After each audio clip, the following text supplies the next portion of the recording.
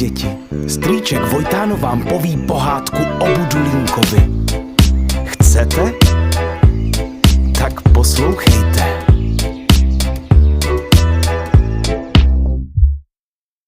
Bylo nebylo, jedno malý mimino, co zlobilo a bylo trochu debilo a oči divně kulilo. Něco mu prej chybělo a něco mu zas přibylo a nebylo to kilo, těch málo mělo.